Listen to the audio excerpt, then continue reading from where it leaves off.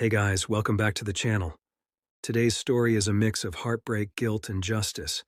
It's about a mother who made one mistake, a mistake that almost cost her the life of her child. After cheating on her husband, she thought the hardest thing she'd have to live with was guilt, but she had no idea what the real price of her actions would be. Here in the studio today, I've got Emily, and she's ready to share her unbelievable story. This one's dark, emotional, and painfully real. All right, Emily, the mic is yours. Let's begin. Secrets of Alex's Friends. My name is Emily, and if you're watching this, please don't judge me too quickly. I know what I did was wrong. I know I made choices that a good wife, a good mother, should never make. But at the time, I didn't think one mistake could destroy my entire life. Turns out, I was completely wrong about that. I've been married to my husband, Tom, for 8 years.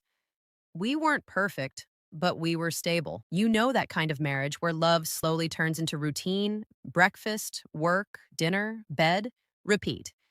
He's a good man, a quiet man, but somewhere along the line, I stopped feeling seen. Then came Ryan. He worked in the same office building as me. Confident, charming, the kind of guy who knows exactly what to say to make you feel like the only person in the room. The first time he smiled at me, I swear I felt something in my chest wake up. It started with a small talk, elevators, coffee breaks, harmless jokes. Then came the messages. Late night, how's your day? Texts that turned into conversations that were way too personal.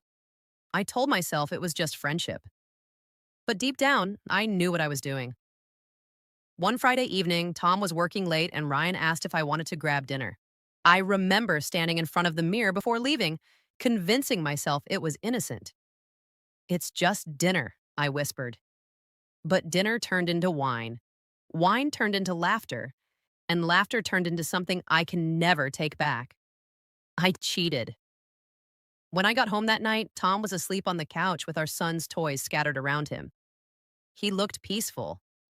And I remember this wave of guilt hitting me so hard I could barely breathe. I promised myself it would never happen again, that I could lock this mistake away and no one would ever know, but secrets. They don't stay buried forever. A few days later, Ryan became distant. Shorter texts, canceled plans. Then, out of nowhere, I got a message that froze my blood. She knows. I called him, but he didn't pick up. I didn't even know who she was at first, but later that night, he texted again. My girlfriend, Madison. She found everything. Our messages, the photos. She's furious. I'll fix it. I didn't reply. I couldn't. My hands were shaking so bad I dropped my phone. The next day, I saw Madison for the first time. She came to my office. Tall, beautiful, but her eyes, they were cold. The kind of cold that tells you this person is not going to forget or forgive. She didn't yell. She didn't cry. She just looked at me and said, "You're going to regret this." And then she walked away. For days after that, I couldn't sleep. I kept checking on my son, Liam, every hour at night. I didn't even know why, just a feeling. A mother's instinct, maybe, but exactly 2 weeks after that encounter, my worst fear came true. I came home from work one afternoon and Liam wasn't there. His backpack was by the door, his shoes still on the rug, but my little boy was gone. And that's when my perfect lie shattered, taking everything I loved with it.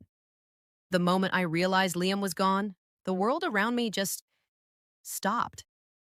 I remember standing in the middle of our living room, holding his tiny sneaker in my hand, and my brain couldn't make sense of it.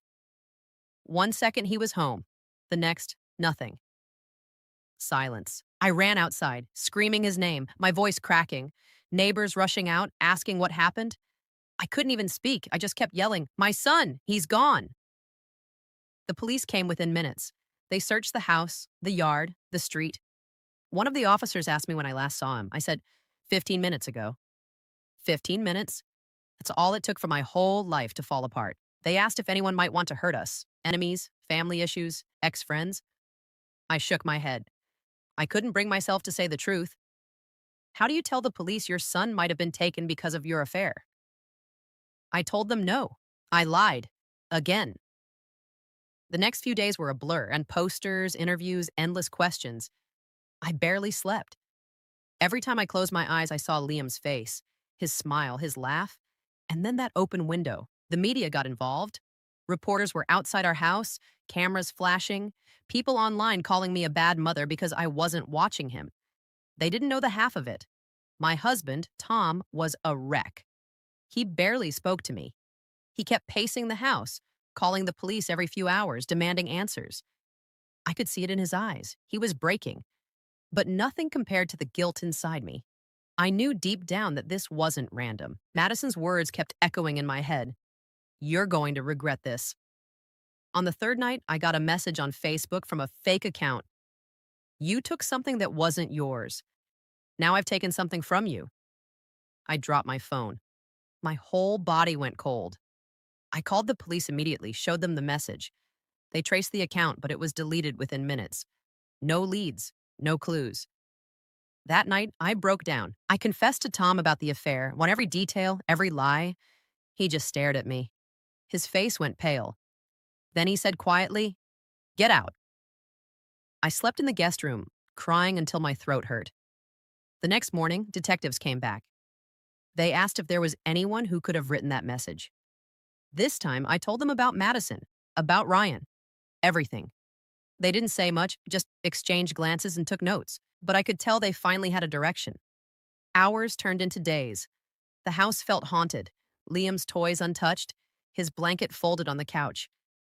Every sound made me jump. Every time the phone rang, my heart stopped. On the seventh day, just when hope started to fade, the police called. They'd found something. A traffic camera near our neighborhood had caught a black SUV slowing down by our house around the time Liam disappeared. The driver? A woman with long dark hair. They showed me a still image. My knees gave out. It was Madison. She had my son. My blood ran cold. But for the first time in days, I felt something like hope. If they knew who took him, maybe they could bring him back. I didn't care what it cost me anymore. My marriage, my reputation, none of it mattered. I just wanted my little boy home. What I didn't know was how far Madison had already gone, and that finding Liam alive would depend on me revealing every last secret I'd tried to hide. When the police showed me Madison's picture behind the wheel of that SUV, I couldn't breathe. My heart was pounding so hard I thought I might faint. They told me they had her license plate, that they were tracking her phone. Every second felt like an hour. The waiting was torture. Around midnight, my phone rang. A detective's voice, calm, steady, professional, said, "We found the vehicle." It was parked near an old cabin, 40 miles out of town. No lights, no movement. I begged them to let me go with them, but they told me to stay home. "We'll call when we know something." Those words felt like a knife, because I'd already lost so much by staying silent. I couldn't bear another minute of doing nothing. 2 hours later, the phone rang again. "We have him." I fell to my knees. I didn't even realize I was crying until Tom ran into the room and grabbed my shoulders. "Is he started, and I just nodded. Liam was alive. The police found him asleep on a couch inside the cabin. He was dirty, hungry, scared, but he was okay. Madison didn't fight when they arrested her. She just said, now she knows what it feels like. I remember the first time I saw him after that week, when they brought him into the hospital room. He ran to me, his little arms wrapping around my neck, and I completely fell apart. I held him so tight I could barely breathe. He whispered, "Mommy, I missed you." And I promised right then I would never let him out of my sight again. Later, the detectives told us everything. Madison had followed me home one day after confronting Ryan. She'd watched our house, learned our routine, even figured out Liam's kindergarten schedule. The day she took him, she told him I sent her, said she was a friend helping Mommy. For a week, she kept him hidden, feeding him, playing movies for him, like she was pretending to be a mom. The thought of it still makes me sick. Ryan was questioned too. Turns out he'd broken up with Madison right after the affair came out, and she snapped. He said she'd been spiraling, obsessed with revenge. She'll spend years in prison. But honestly, that doesn't fix what's broken. When we got home, Tom couldn't even look at me. He took Liam upstairs, tucked him in, and just stood there for a long time. Finally, he turned to me and said, "You saved him, but you also lost us." And he was right. My confession saved my son's life, but it cost me my marriage. The truth I'd been so desperate to hide ended up being the only thing that could bring Liam home, and the one thing that tore our family apart. Some nights I still wake up from nightmares, hearing that front door close, feeling that silence again. But then I walk into Liam's room, see him sleeping peacefully, and I remind myself, this pain is my penance. I live with my mistake every single day. But if you're listening to this, Mom, please take it from me. Secrets always come out. Maybe not today, maybe not tomorrow, but they do. And when they do, they destroy everything in their path. I lost my husband, my peace, and nearly my son, all because I thought one lie would stay hidden. But the truth? It always finds you. Wow, that was Emily's story. And honestly, I can't imagine the pain she went through. What do you guys think? Was this pure revenge? Or something even darker? Obsession, maybe? Drop your thoughts in the comments. And if you want to support the channel and hear more stories like this, don't forget to like, subscribe, and hit that notification bell. It really helps us keep going. Thanks for watching. See you next time. Secrets of Alex's Friends.